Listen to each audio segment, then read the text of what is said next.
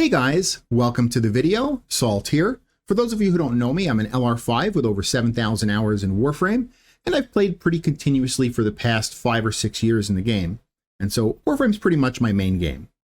And I want to maybe do something that's a little bit off-brand for me and have a little bit of a negative-ish video. And I'm mostly a positive guy. I love Warframe. Warframe does like 95% of the things that it does amazingly. It does it like way better than any other game, but there is still some things that it lacks. And I think you can be critical of something you like. I think it's sometimes a good thing to be critical about something you like. I think toxic positivity is definitely a thing where you're just always willing to eat that shit sandwich because you're glazing the hell out of whatever you like there. So before we go over like the negatives, I want to talk about the positives of this update. And it's because the negatives we're going to be talking about are not necessarily this update. There's a little bit of them, which is like this update, but it's mostly going to be just Warframe in a whole in its direction. But let's talk about the positives. So the rewards that you get for this update are absolutely amazing. There are some amazing rewards you get. And specifically, I'm talking about the arcanes. The arcanes that came with this update are really, really good. Most updates that introduce new arcanes, you get a bunch of arcanes and only 1 or 2 of them are really good and you're going to see them in normal common play. The rest are usually niche or trash. This is kind of like a flip on that, where I think a lot of these you're going to see in normal common play, and only a few of them are niche, or trash. So that's really cool. The arcanes are really good there. The Uriel Warframe himself is cool. He's unique. He's got a unique design. I love that he has like those 3 little pets, and you kind of have to play around them. It's really nice. It's really nice. I think the rewards and the Warframe himself are really like the peak parts about this update. Okay, so the first game mode that Old Peace came with was Descendia. Descendia is you make it through 21 levels. You keep going down until you get to floor 21. Every 2 levels, you get a reward. It is very similar to something like the Circuit, if you're familiar with that. You get, I think, about the exact same amount of rewards as the Circuit does, because Circuit has 10 levels to it, but you get a reward every level, whereas this one has 21 levels, but you get a reward every 2. So you pretty much get the same amount of rewards as Circuit. You get some different stuff here. It's also worth noting that Descendia is not RNG like Circuit is. Circuit, you have to pick random Warframes and random weapons that come. Descendia, you can actually go with what you like. So that, personally, I feel like is a win. The whole RNG and roguelite thing that they were trying to do with Duviri is kind of like a 50-50 split with the community. Some people like it, some people hate it. The problem is that DE kind of doubled down with it, and for the next few updates kept putting in like roguelite stuff. And so the 50% of people that hated it, like just keep hating that new roguelite content. Including me. I don't really like the roguelite content. This is a game about builds and making builds and build crafting. I don't want to play with random garbage, especially on a game mode that doesn't even let you bring your pet. Pets are big parts of your kit in a lot of cases. Descendia doesn't have that RNG, so that is a win for Descendia. No matter who you are, that's a win for the people that hate the roguelites, and that's a win for the people that like them, because whatever, it's just decent content that you can bring your stuff in. But they did still retain these 2 pieces of Descendia where you get to a certain level and you get to talk to Marie, and then you get to another level and you get to talk to Lion, and they give you these buffs. And it's like, we don't need buffs. People want to be able to test their builds. Like, we are at such a high power level in Warframe right now that the main issue of Warframe is that you don't have a place really to test your very strong builds. And when they add these game modes that are kind of cool, but now you get to these levels and it's like, oh, do you want to take this for just free energy? And it's like, well, this is invalidating my entire build. I don't have to use energy mods maybe because of this decree that I'm getting pretty much. So I don't like that part of Descendia. Them just giving you random buffs along the way. I want to be able to actually test my build out. The other negative part of Descendia is that it ends. Once you get to floor 21, that's it. You've completed it. Go home. And you get no more rewards, just like on Circuit. So you really only would do this for the rewards once per week. There is a reason to continue to do it though, and that's for the resource that comes with it called MahiCG, and we'll talk about that next. Okay, now let's talk about why you would continue doing Descendia after you get to floor 21. You've gotten all your rewards. It takes about 30 minutes. You're done. Go ahead and go home. You might still want to continue doing it though because of two things. The first thing is that, I don't know if you guys know this, but you can actually choose what floor to start on to a certain extent. You can choose the very top, the precipice. You can choose floor 7. You can choose floor 14. Or I can't click on there, 14. And you can click on floor 21. That's right, the very bottom. So you can actually just spam doing the Wroth fight. And at the end of the Wroth fight, you get a piece of his Warframe or a piece of the bayonet weapon. I can't remember what the hell that weapon is called there. But if you spam floor 21, this takes about 45 seconds to a minute. The longest part of this is actually just the loading screens in between doing it. But it takes about 45 seconds to a minute, and you'll get a Uriel part or you'll get a weapon part. So you can have an entire Uriel set and a bayonet set in like 30 minutes. Super, super easy. So that's the quickest way to be farming him here, Uriel. I keep wanting to call him Wroth. I guess he is Wroth, but Wroth, Uriel, and the bayonet there. The next reason why you might want to just be spamming Descendia is for this resource called MahiCG. MahiCG is used in one of the shops. I believe it is Wroth himself. When you talk to him, he has an entire inventory that is just using MahiCG as the currency.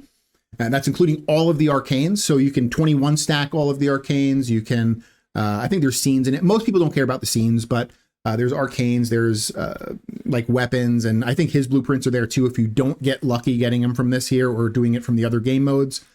But yeah, now the MahiCG, the best way to be farming this is actually to start at floor 14. And the reason for this is because I can't remember exactly where it is. I think it's either 17 or 19 will be a treasure floor where there'll be a bunch of like chests. And the quicker you can smash these chests and collect the treasure, the more stuff you can get, because you're kind of timed on this floor for how long you have to get all these these MahiCG chests. Well, I guess there's other stuff in those chests too, but MahiCG is a big part of why you're going to be doing this. Now, I did the math. I did a few runs on Rhino going from floor 14 to 21 to see what the average MahiCG gain was per minute. And actually, we'll just do it per 10 minutes because it took on average 14 to 21, 10 minutes with Rhino, which is not like I didn't have a dedicated crate breaking build. With a dedicated crate breaking build, you can get a lot more MahiCG from that treasure floor. Because that's going to be the bulk of where you get your MahiCG. You get a little bit along the way here, but you're going to get most of it on that treasure floor. Again, I can't remember which one it is.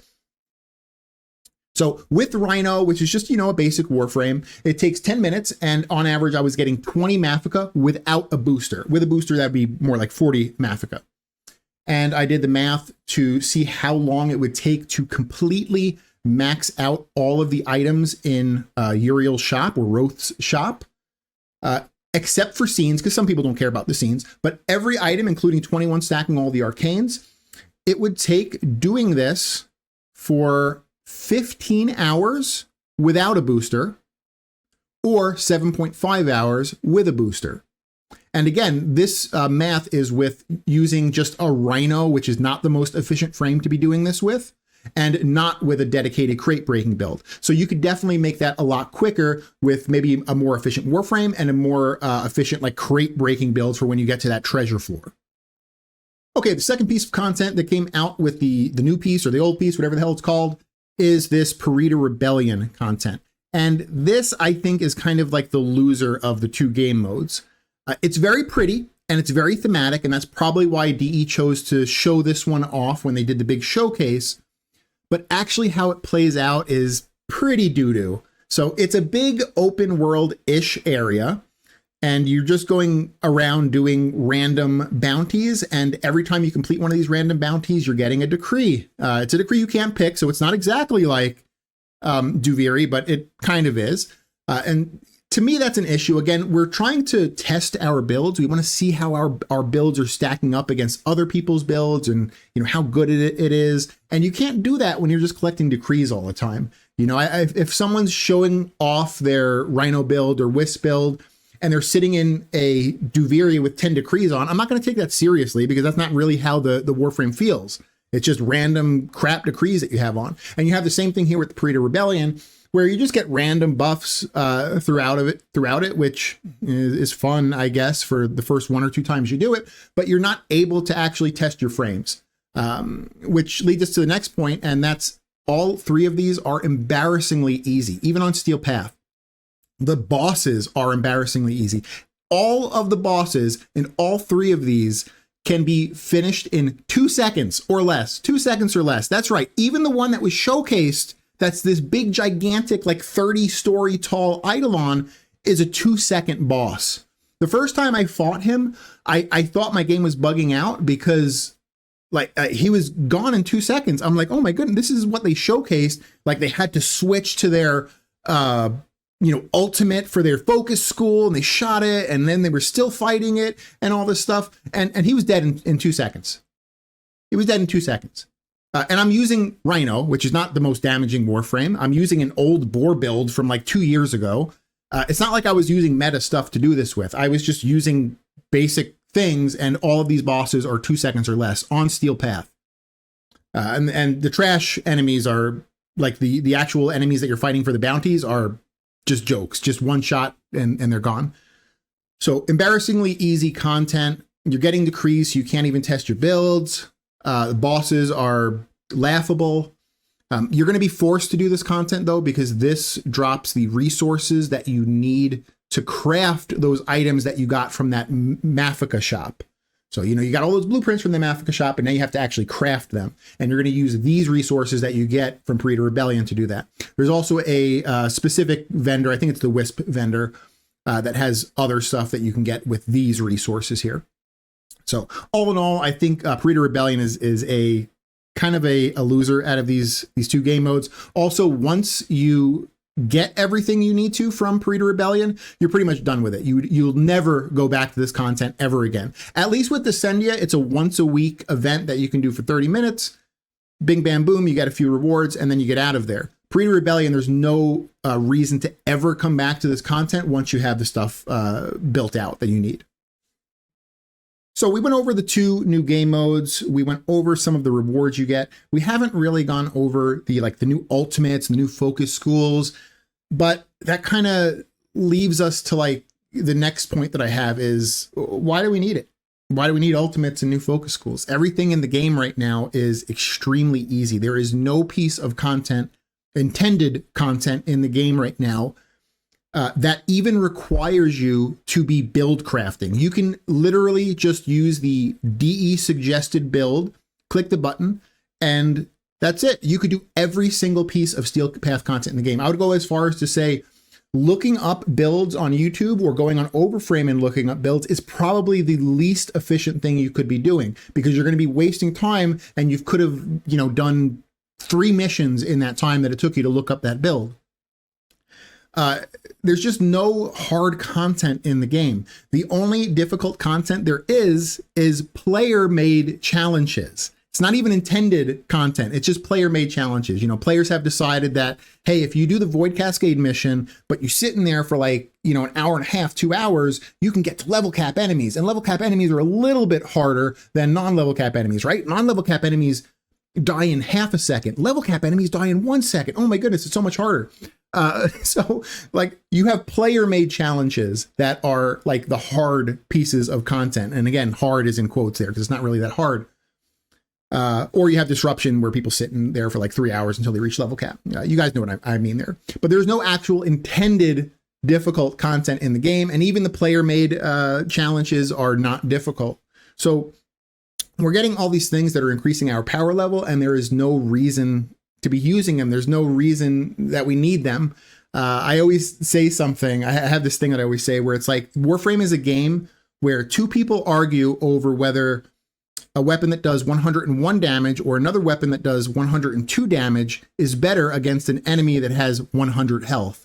And like, that's pretty much what Warframe is. You don't really need to build craft in the game. You can press the DE suggested build button and bing, bam, boom, you're going to complete every single piece of Steel Path content. And another thing is that DE keeps shooting themselves in the foot with this like roguelite mentality where they came out with Duviri. It was a 50-50 split with the community. Some people love it, some people hate it, but they have continued to double down with it on a lot of the major updates. Like, you know, it was already 50-50 with Duviri. Then EDA comes out. Then ETA comes out. Like, it's all roguelite crap. We have Descendia now, where on floor 7 and 14, you get random buffs. So that's going to invalidate some of your builds, right? Like, why do I have Equilibrium on here if I'm getting this buff that gives me a lot of energy now? Now I don't need Equilibrium, right?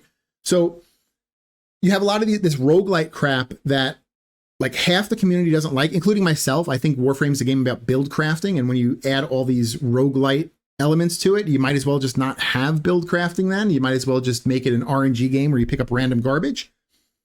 I think that DE has come the closest they ever have to perfect endgame content with Duviri Circuit, though. And let me try to explain, because you guys are probably like, you just talked about how roguelites are horrible. Well, just imagine if Duviri Circuit, there was no RNG, so you could actually go in with the Warframe and the weapons and even the pet that you wanted, because you can't bring a pet in Duviri Circuit. And imagine if there were no decrees, so there was no just random buff, so you could actually test how your build was. You would have a game mode that every rotation, the type of game mode would change, and maybe that would have to be adjusted, right? Some game modes are just not fun, right? Don't put Void Flood in Circuit, for instance. No one really likes Void Flood. I personally don't like the boss fight in Circuit. Maybe switch it to a different kind of boss fight, but whatever, that's a personal thing. But you would have a game mode where it changes so it stays fresh. It scales very quickly, because if you've ever stayed in a circuit for a good amount of time, you'll get to level cap in about an hour and a half. So it scales very quickly. It stays fresh because the game mode changes. Yeah, that would be perfect endgame content. You can even throw like fissures in there where you're also getting like prime pieces there. So they got really close with Circuit, but again, they dropped the ball because they just doubled down, tripled down, quadrupled down on roguelite crap. And now we're going to talk a little bit about doubling, tripling, and quadrupling down on the next thing, which is this like weird parasocial gooner thing that DE is now like catering to, where we started it with the Kim system with 1999. It was okay for like a one-time thing. Again, it kind of split the community. Half the community likes it, half the community thinks it's stupid and it's just fluff that's not really needed. But again, the DE decided, you know what? We see the 50-50 community split and we're going to double down on this, right? We're not going to pick an issue that most people like. We're going to pick this weird issue that's a 50-50 split and we're going to double, triple, quadruple down on it. And so now with this update, we have like an item shop that is hidden behind this weird like parasocial gooner thing where you have to go into the Kim system and like romance Wisp to be able to talk to Lion and open up his cosmetic like furniture shop, which I'm personally not going to do. I want content for the game. I don't care about weird gooner material. I just want actual Warframe content. Again, I think some people like it. Some people, you know, they saw the trailer for Old Peace and they were sold, right? They were ready to eat that shit sandwich as soon as they saw Wisp. They were like, oh my goodness, this is the best update ever, even before the update came out, right? Because they saw Wisp and they were just ready to eat that shit sandwich right after that. So like half the community loves this stuff, half of it hates it. My issue is that I understand, like I can understand that some people are going to like this here, but why is DE double, triple, quadrupling down on 50-50 stuff, right? Pick an issue that's 80, that like 80%, 90% of the community likes, and then double or triple down on that. Why are you doubling and tripling down on like roguelite? Why are you double or tripling down on like parasocial gooner material? It's just weird. It's just weird. All right, and I think the last thing I'm going to end this with is talking about content islands, just because I've kind of ranted for long enough. So I think we'll just talk about content islands briefly. Now, the good thing I can say is that this piece of content that just dropped, the Old Piece, actually is not technically a content island. And that's because Descendia is a piece of content that you'll want to come back to every week and do. Now, it's only 30 minutes to finish it, so it's a 30-minute piece of content once a week. But because you come back to it every week, because there's actually an incentive, there's actually like ribbons and rewards that are end game focused in there. There's a reason to come back to it. So it's not technically a content island. So that is a win for this this new update here. But I was working on a video that I ended up deciding not to put out, where I was going back 5 years on all of the updates and looking at which ones were content islands. And the vast majority are content islands. The vast majority are content islands, which is sad, because you have to think of like the artists that work for DE. I'm sure they put a lot of work into some of these game modes, and they don't want people just to play them for like 5 hours and then never touch them ever again. There's no incentive to ever go back to them. We'll use Jade Shadows as probably one of the best examples of this, because I personally liked the Jade Shadows game mode, that elevator where you keep going up and you fight a boss at the end, or no, you don't fight. Do you fight a boss at the end? Oh yeah, you fight the sister at the end. It's been so long. So the Jade Shadows update was really cool. I liked that game mode. I thought it was really cool. It was really unique, but there is no incentive to ever go back to it. Which is just sad. A lot of people work hard on that content there. Kumai, I have written down here, was another content island. Now, personally, I did not like the Kumai specific mission, so I don't mind that being a content island, but that is technically another content island where there is zero reason to ever go back to that piece of content. The Daggett specific game mode, there is zero reason to ever go back to that content. Calervo, I have written down here. Can't remember if he had a specific piece of content with him, but I have Lewis Prey written down here, which again, that's another, the whole Varuna Lewis Circulus thing. There's not technically a reason to go back to that. I know I always do my weapon testing in Lewis Circulus, and that's because it's like one of the highest leveled Steel Path enemies you can start with. But technically, without like thinking about that, Lewis Prey is also a content island. There's just a lot of content islands in the game. That is just, it's cool content that only lasts for like a weekend. And that's a little bit sad. I wish they would maybe put more incentives to go back to some of these cool game modes. Again, maybe excluding Kumai. Okay, so that's about all I wanted to say there. Again, I'm sorry for more of like a negative focused video. It's a little bit off brand for me. I'm more of a positive guy, but I think it is important sometimes to be critical of things that you like. I think that toxic positivity, being like overly positive about things that are obviously not that good, is a bad thing. I think being willing to eat shit sandwiches when you're served them is not necessarily a good thing. And so, yeah, I think it's okay to be critical of things that you like, about like their shortcomings or shortfalls, because I think for the most part, Warframe does 90 to 95% of what they do is absolutely amazing compared to other companies out there. Like they do a really good job. So yeah, I think I'll end it at that there. If you guys like the video, consider giving it a like. If you haven't subscribed yet, consider subscribing if you want to see more content like this. And yeah, I hope you guys have a good day. All right, bye.